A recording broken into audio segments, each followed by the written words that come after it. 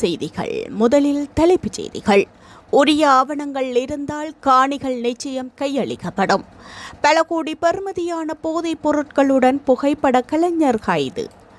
2.5 million dollar பணத்தை ஹேக்கர்கள் கைப்பற்றியது எப்படி? நிதி அமைச்சின் முன்பாக இளைஞர்கள் போராட்டம். அரசு இலச்சினை பயன்படுத்தி ஏமாற்றும் கும்பல். பொதுமக்களுக்கு கடும் எச்சரிக்கை. தந்தையை கூர்மையான ஆயுதத்தால் தாக்கி கொன்ற மகன் கைது. பேருந்துகளில் அதிக கட்டணம் வசூல் செய்தால் கடும் நடவடிக்கை. போலீசார் எச்சரிக்கை. பேச்சுவார்த்தை நடத்த பாகிஸ்தான் பயணிக்கும் ட்ரம்பின் தூதர்கள். ஈரான் கூறியது என்ன? தொடர்பான விரிவான செய்திகள். மக்களுக்கு சொந்தமான காணிகளுக்கான சட்ட ரீதியான ஆவணங்கள் உங்களிடம் இருந்தால் அவற்றை உங்களிடமே பெற்றுத் தருவோம். மக்களின் காணிகளை பலவந்தமாக வைத்திருக்கும் எண்ணம் தேசிய மக்கள் சக்திக்கு இல்லை என பாராளுமன்ற உறுப்பினர் இளங்குமரன் தெரிவித்துள்ளார். வடக்கு பிரதேசத்தில் கடந்த 36 ஆண்டுகளுக்கு மேலாக இராணுவத்தின் உயர் பாதுகாப்பு வலயமாக உள்ள தமது காணிகளை மீள ஒப்படைக்குமாறு கோரி அந்த பகுதி மக்கள் நேற்று மயிலிட்டி காணிக்கை மாத ஆலய பாதைக்கு அருகில் போராட்டத்தில் ஈடுபட்டனர். போராட்டத்தில் ஈடுபட்ட மக்களை நேரில் சென்று சந்தித்த பாராளுமன்ற உறுப்பினர் இளங்குமரன் அவர்களின் பிரதிநிதிகளை சிலரை தெல்லிப்பளை பிரதேச செயலகத்திற்கு அழைத்து சென்றிருந்தார். அங்கு சக பாராளுமன்ற உறுப்பினர் ஸ்ரீ பவானந்த ராஜாவுடன் இணைந்து காணி உரிமையாளர்களுடன் கலந்துரையாடினார். இந்த கலந்துரையாடலின் போது கருத்து தெரிவித்த பாராளுமன்ற உறுப்பினர் இளங்குமரன், தேசிய மக்கள் சக்தி அரசாங்கம் ஆட்சிக்கு வந்த பின்னர் மக்களுக்குரிய காணிகள் கட்டம் கட்டமாக விடுவிக்கப்பட்டு வருகின்றன. இந்த விடயத்தில் நாம் வெளிப்படைத்தன்மையுடன் செயல்படுகின்றோம். மக்களுக்கு ஒப்படைக்கப்படும் காணிகள் முறையான ஆவணங்களுடன் கையளிக்கப்பட வேண்டும். அப்போதுதான் இந்த பிரச்சினைக்கு நிரந்தர தீர்வு கிடைக்கும். உங்களிடம் ஆவணங்கள் இருந்தால் உங்கள் மண் நிச்சயம் உங்களுக்கே சொந்தமாகும். மேலும் தேசிய பாதுகாப்பு அத்தியாவசியமற்றது என கருதப்படும் இடங்களை விடுவிக்குமாறு அரசாங்கம் உரிய தரப்புகளுக்கு அறிவுறுத்தியுள்ளதாகவும், எனவே காணி பிரச்சினைக்கு விரைவில் தீர்வு கிட்டும் என்றும் அவர் உறுதியளித்திருந்தார். கடந்த மாதம் நடைபெற்ற தெல்லிப்பளை பிரதேச ஒருங்கிணைப்பு குழு கூட்டத்தில் மயிலிட்டி காணிக்கை மாத ஆலயம் மற்றும் அதனை சூழவுள்ள பகுதிகளை விடுவிக்க நடவடிக்கை எடுக்கப்பட்டுள்ளதாக ஒருங்கிணைப்பு குழு தலைவர் பாராளுமன்ற உறுப்பினர் ஸ்ரீ பவானந்த ராஜா தெரிவித்திருந்தமை குறிப்பிடத்தக்கது. இதனால் தமிழ் சிங்கள புத்தாண்டு கால பகுதிகளில் காணிகள் விடுவிக்கப்படும் என மக்கள் எதிர்பார்த்திருந்த போதிலும் இதுவரை எந்தவித விடுவிப்பும் இடம்பெறவில்லை. இதேவேளை பெலாலி ராஜேஸ்வரி அம்மன் ஆலய வழிபாட்டிற்கு அனுமதி வழங்கப்பட்டுள்ள போதிலும் ஆலயத்திற்கான பிரதான பாதை இன்னும் விடுவிக்கப்படவில்லை. அந்த பாதையில் இராணுவத்தினரின் வாகன திருத்தக மையகம் அமைந்துள்ளதால் மக்கள் தனியார் காணிகளின் ஊடாக தற்காலிகமாக பாதையை பயன்படுத்தியே ஆலயத்துக்கு சென்று வருகின்றனர்.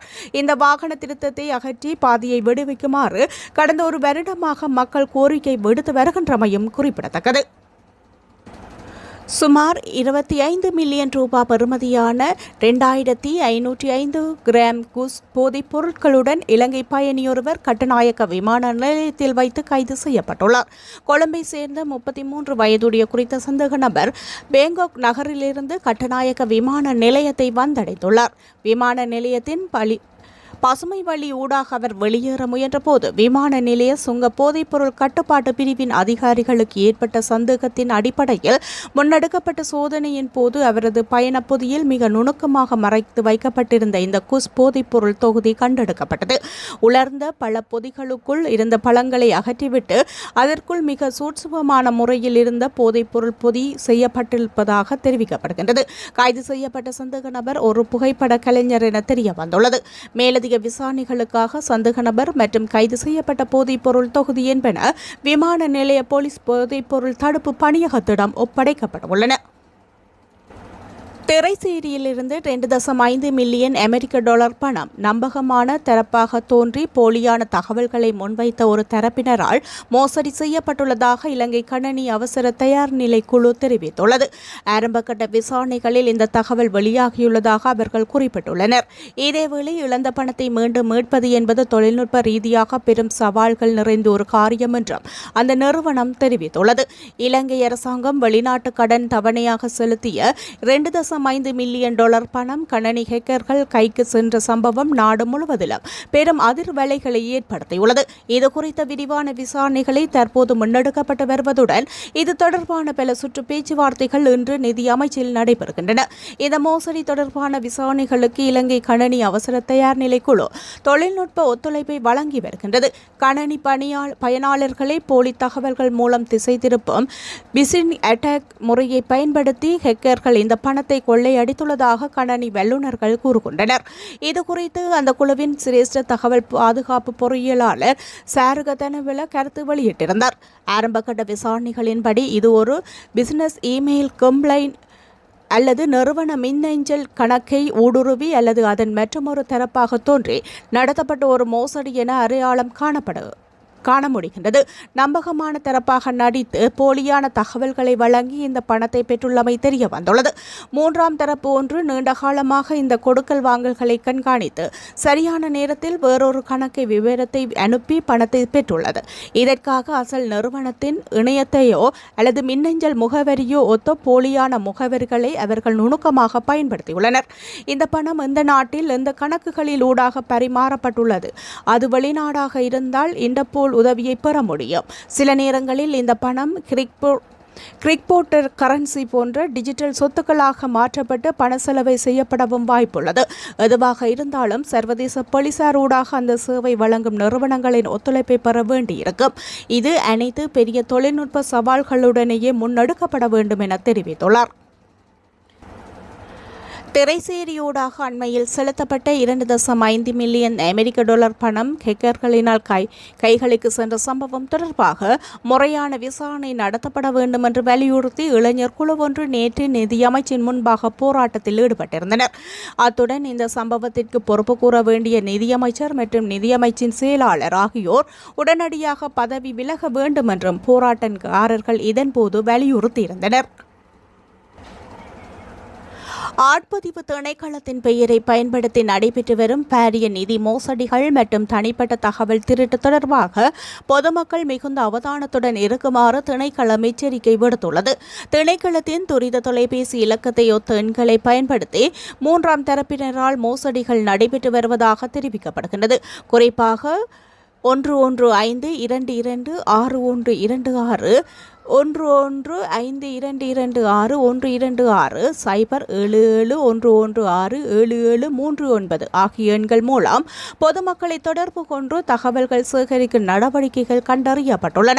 மேலும் அரசு இலச்சினையை பயன்படுத்தி போலியான செயலி ஒன்றை உருவாக்கி டிஜிட்டல் அடையாள அட்டை அல்லது EID வழங்கப்படும் என கூறி தனிப்பட்ட தகவல்களை சேகரித்து பண மோசடியில் ஈடுபடுகின்றனர் எனவும் தெரிவிக்கப்பட்டுள்ளது.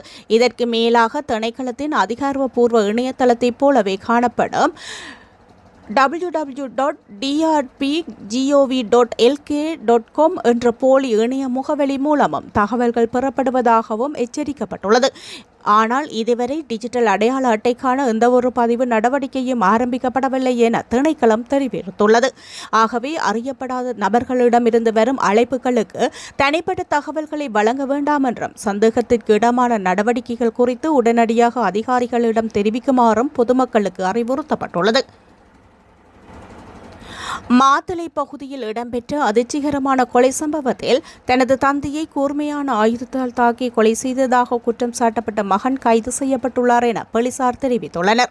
இந்த சம்பவம் மாத்தளை போலீஸ் பிரிவிற்குட்பட்ட அதிரகிரிப்பட்டிய பகுதியில் நேற்று மாலை இடம்பெற்றுள்ளது. சம்பவத்தில் 64 வயதுடைய தந்தை உயிரிழந்துள்ளார். ஆரம்பகட்ட விசாரணைகளின்படி தந்தைக்கும் மகனுக்கும் இடையே ஏற்பட்ட கடுமையான வாக்குவாதமே இந்த கொலைக்கு காரணமாக இருந்ததாக தெரிவிக்கப்படுகின்றது. சந்தேகத்தின் பேரில் 33 வயதுடைய மகன் கைது செய்யப்பட்டுள்ளார். இந்த கொலை சம்பவம் தொடர்பான மேலதிக விசாரணைகளை மாத்தளை போலீசார் தொடர்ந்து மேற்கொண்டு வருகின்றனர். பொது போக்குவரத்தில் ஈடுபடும் இலங்கை போக்குவரத்து சபை மற்றும் தனியார் பேருந்துகளில் நிர்ணயிக்கப்பட்ட கட்டணத்தை விட அதிகமாக பணம் வசூலிக்கும் நடவடிக்கைகளுக்கு எதிராக கடுமையான சட்ட நடவடிக்கை எடுக்கப்படும் என போலீஸ் தலைமையகம் எச்சரிக்கை விடுத்துள்ளது. பொதுமக்களிடமிருந்து கிடைத்த முறைப்பாடுகளை தொடர்ந்து போலீசாரும் தேசிய போக்குவரத்து ஆணைக்குழு அதிகாரிகளும் இணைந்து மேற்கொண்ட சோதனைகளில் சில பேருந்துகளில் கூடுதல் கட்டணம் வசூலிக்கப்பட்டது உறுதி செய்யப்பட்டுள்ளதாக தெரிவிக்கப்பட்டுள்ளது. இதன் அடிப்படையில் எழுத்து மூலம் மூலமாகவோ அல்லது வாய்மொழி மூலமாகவோ புகார்கள் கிடைத்தால் மோட்டார் வாகன சட்டம் மற்றும் தண்டனை சட்டக்கோவையின் கீழ் சம்பந்தப்பட்டவர்களுக்கு எதிராக நடவடிக்கை எடுக்கப்படும் என அதிகாரிகள் தெரிவித்துள்ளனர். மோட்டார் வாகன சட்டத்தின் 173ஆம் பிரிவின்படி பேருந்து உரிமையாளர், சாரதி அல்லது நடத்துனர் வரும் அனுமதி பத்திரத்தில் குறிப்பிட்ட கட்டணத்தை மீறி கூடுதல் தொகையை கோரவோ அல்லது பெறவோ முடியாது. இந்த விதியை மீறுபவர்களுக்கு எதிராக தண்டனை சட்டக்கோவையில் 372, 398 மற்றும் 386 பிரிவுகளின் கீழ் வழக்குகள் தொடரப்படும் எனவும் எச்சரிக்கப்பட்டுள்ளது. இதனால் பயணிகள் நிர்ணயிக்கப்பட்ட கட்டணத்தை மட்டுமே செலுத்த வேண்டும் என்றும், சட்டவிரோதமாக அதிக கட்டணம் வசூலிக்கும் பேருந்துகள் குறித்து 118 அல்லது 119 என்ற அவசர எண்கள் வழியாகவும் அருகிலுள்ள போலீஸ் நிலையத்திலும் புகார் அளிக்குமாறும் பொதுமக்களிடம் கோரிக்கை விடுக்கப்பட்டுள்ளது. ஈரானுடனான அமைதி பேச்சுவார்த்தைக்காக டொனால்ட் டிரம்பின் சிறப்பு தூதர் ஸ்டீவ் விட்காஃப், அமெரிக்க அதிபரின் மருமகன் ஜெரார்ட் குஷ்னர் ஆகியோர் இன்று பாகிஸ்தான் செல்ல உள்ளதாக வெள்ளை மாளிகை தெரிவித்துள்ளது. ஈரானியர்கள் பேச்சுவார்த்தையை விரும்புகின்றனர் என்று வெள்ளை மாளிகையின் ஊடக பேச்சாளர் கரோலின் லெவிட் கூறியுள்ளார். பேச்சுவார்த்தை வெற்றிகரமாக அமைந்தால் அமெரிக்க துணை அதிபர் ஜேடி வான்ஸ் அங்கு செல்ல தயார் நிலையில் இருந்ததாகவும் அவர் தெரிவித்துள்ளார். ஈரானிய வெளியுறவு அமைச்சக செய்தி தொடர்பாளர் இஸ்மாயில் தானும் வெளியுறவு அமைச்சர் அப்பாஸ் அராக்சியும் வெள்ளிக்கிழமை மாலை இஸ்லாமாபாத் வந்தடைந்ததாகவும், அராக்சி பாகிஸ்தானின் உயர்மட்ட அதிகாரிகளை சந்திப்பார் என்றும் கூறியுள்ளார். ஈரான் மற்றும் அமெரிக்கா இடையே எந்த சந்திப்பும் திட்டமிடப்படவில்லை. ஈரானின் கருத்துக்கள் பாகிஸ்தானிடம் தெரிவிக்கப்படும் என்று அவர் தெரிவித்திருந்தார். இதற்கு முன்னதாக அமெரிக்க பாதுகாப்பு செயலாளர் பீட் ஹெட்டசிக் ஒரு நல்ல ஒப்பந்தத்தை செய்து கொள்வதற்கான வாய்ப்பு ஈரானுக்கு உள்ளது என்றும், அவர்கள் செய்ய வேண்டியதெல்லாம் அணு ஆயுதத்தை கைவிடுவது மற்றும் அதை அர்த்தமுள்ள மற்றும் சரி பார்க்கக்கூடிய வழிகளில் செய்வதுதான் என்று வலியுறுத்தியுள்ளார். வெள்ளிக்கிழமை நடைபெற்ற செய்தியாளர் சந்திப்பில் ஒரு முக்கிய எண்ணெய் கப்பல் போக்குவரத்து பாதையான ஹோர்முஸ் நீரிணையை அமெரிக்கா தொடர்ந்து முடக்கி வருகிறது, சர்வதேச பிரச்சினையாக வளர்ந்து வருகின்றது என்றும் கிசக் எச்சரித்திருந்தார்.